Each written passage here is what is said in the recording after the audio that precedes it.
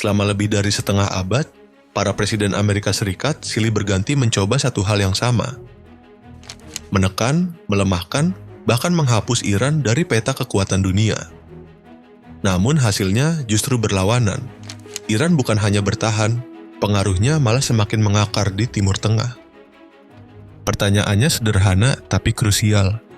Mengapa semua upaya itu selalu gagal? Untuk memahaminya, kita harus mundur ke satu titik sejarah yang mengubah arah segalanya.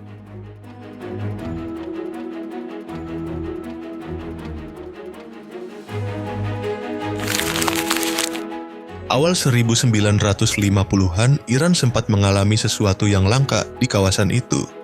Demokrasi yang benar-benar berjalan. Seorang politisi sipil, Mohammad Mossadegh, terpilih secara sah sebagai Perdana Menteri. Ia bukan jenderal, bukan bangsawan. Agenda utamanya satu, mengembalikan minyak Iran kepada rakyat Iran. Keputusan itu mengguncang dunia. Industri minyak yang selama puluhan tahun berada di tangan Inggris dinasionalisasi. London kehilangan aset terpentingnya dan langsung bereaksi keras. Embargo minyak dan tekanan ekonomi diluncurkan, tetapi tidak menjatuhkan Mossadegh. Iran tetap berdiri dan pemerintahannya bertahan. Di titik inilah Inggris mengubah strategi. Washington ditarik masuk. Kepada Amerika, Inggris menjual narasi khas Perang Dingin. Iran yang tidak stabil, kata mereka, berisiko jatuh ke pengaruh Uni Soviet. Kekhawatiran itu cukup untuk meyakinkan Gedung Putih. Tahun 1953 lahirlah Operasi Ajax, salah satu kudeta paling kontroversial abad modern. CIA dan MI6 turun langsung. Metodenya jauh dari bersih. Propaganda hitam, suap elit militer, hingga pengerahan massa bayaran untuk menciptakan kekacauan di jalanan Teheran.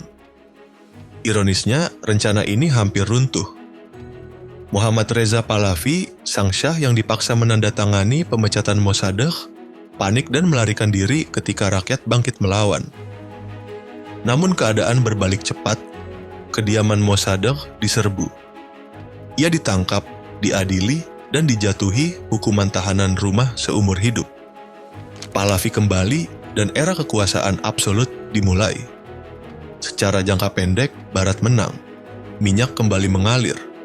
Iran dimodernisasi, bahkan program nuklir sipil dirintis dengan bantuan Amerika sendiri. Tetapi kemenangan ini menanam benih yang jauh lebih berbahaya. Di benak rakyat Iran, satu keyakinan mengeras, Syah hanyalah boneka Barat. Luka itu membusuk selama puluhan tahun, hingga akhirnya meledak dalam Revolusi Islam 1979. Sejak saat itu, satu pola panjang terbentuk. Amerika kembali mencoba menjatuhkan Iran, lagi dan lagi. Namun sejarah sudah terlanjur bergerak ke arah yang berbeda.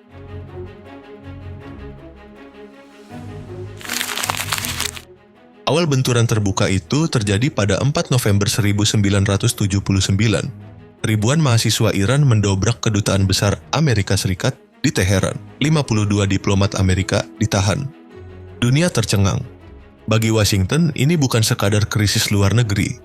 Ini penghinaan langsung terhadap statusnya sebagai kekuatan global. Hari berganti bulan. Jalur diplomasi menemui jalan buntu. Sanksi ekonomi tak membuat Teheran goyah. Di bawah kepemimpinan Jimmy Carter, Amerika akhirnya memilih opsi militer. April 1980, operasi penyelamatan rahasia diluncurkan. Namun bahkan sebelum kontak tempur terjadi, misi itu runtuh di gurun Iran. Helikopter jatuh, 8 prajurit Amerika tewas, Sandera tetap dikuasai Iran. Pesannya tegas, Amerika gagal, Iran bertahan. Tekanan berlanjut di era Ronald Reagan. Perang Irak-Iran meletus dan berlangsung brutal selama 8 tahun. Amerika dan sekutu Barat berpihak pada Saddam Hussein, berharap konflik panjang itu akan menguras Iran hingga runtuh dari dalam. Jutaan nyawa melayang, ekonomi hancur. Namun saat perang berakhir, satu fakta tak terbantahkan muncul. Republik Islam Iran masih berdiri. Ketika George H.W. Bush berkuasa dan Perang Dingin usai, sempat muncul harapan hubungan bisa mencair. Tapi harapan itu tak pernah benar-benar tumbuh. Iran tetap dilabeli sponsor terorisme dan ancaman kawasan. Strategi Washington pun konsisten, menahan, membatasi, mengisolasi. Hasilnya minim. Iran justru memperkuat konsolidasi internal dan menjaga jarak strategis dari Barat.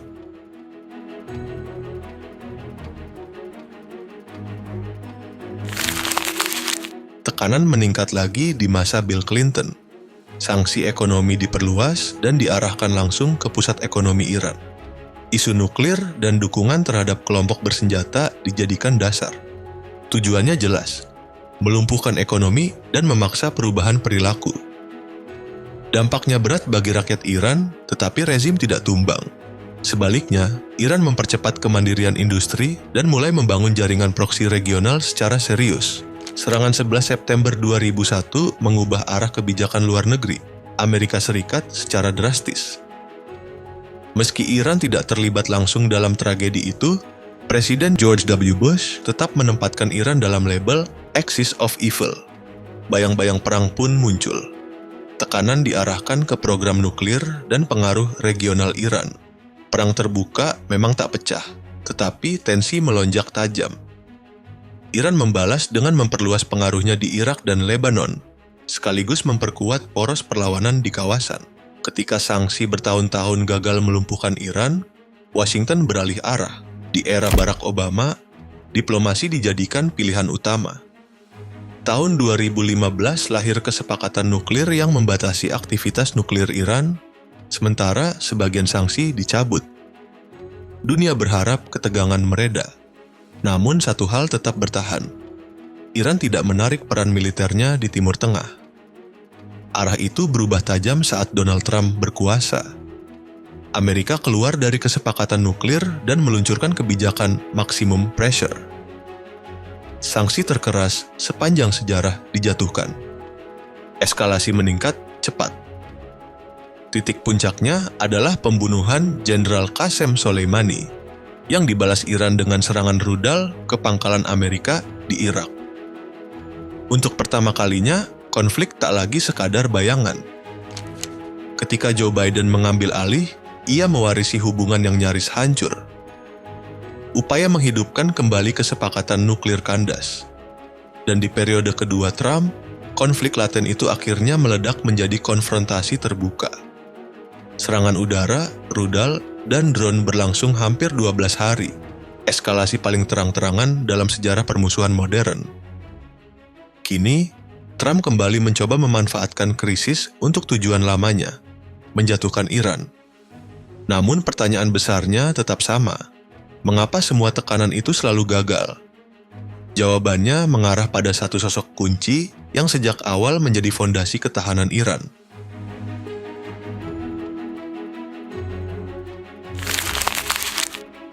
Sosok itu bernama Ali Khamenei. Sejak 1989, ia memegang posisi tertinggi di Republik Islam Iran, menggantikan Imam Khomeini yang wafat. Sejak hari pertama kepemimpinannya, satu hal tampak konsisten. Arah besar Iran nyaris tidak bergeser. Dalam pandangan Khamenei, Amerika Serikat dan Israel bukan sekadar pesaing geopolitik, melainkan ancaman langsung terhadap kedaulatan dan kelangsungan negara. Pilihan strateginya jelas, meski tidak pernah populer di Washington. Perlawanan jangka panjang. Iran di bawah Khamenei tidak mengejar perang terbuka. Namun pada saat yang sama, negara ini juga menolak tunduk pada sanksi, intimidasi, atau ancaman militer. Setiap tekanan justru diputar menjadi bahan bakar untuk memperkuat ketahanan nasional. Di luar negeri, Khamenei berperan sebagai perancang utama poros perlawanan. Ia membangun dan mengikat jaringan Iran dengan Hezbollah di Lebanon, Suriah, milisi di Irak, hingga kelompok sekutu lain di kawasan.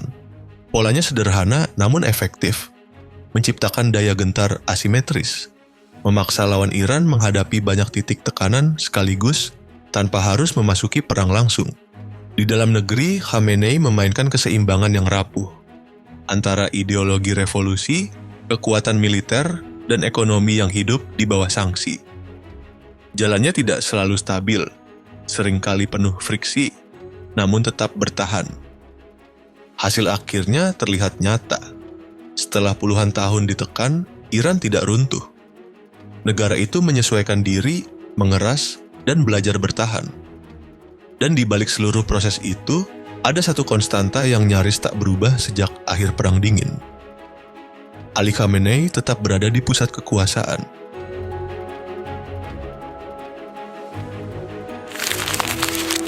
Dari masa Jimmy Carter hingga Donald Trump pada periode 2025 sampai 2026, ada satu garis lurus yang konsisten dalam kebijakan Amerika Serikat, menekan Iran.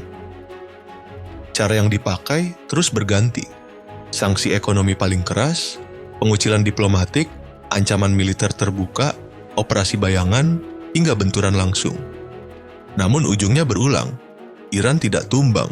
Setiap presiden datang membawa resep baru dengan keyakinan lama bahwa tekanan maksimum akan memaksa Teheran menyerah.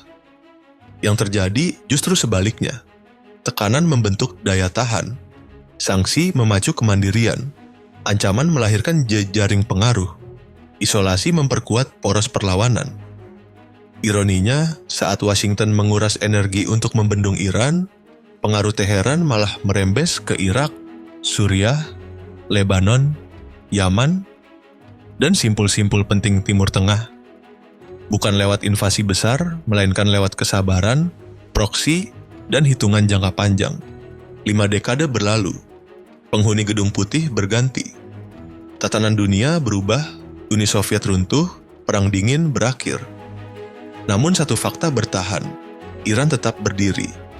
Pertanyaan kini bukan lagi apakah Amerika mampu menekan Iran, melainkan apakah strategi lama itu justru telah menempa lawan yang kian kuat.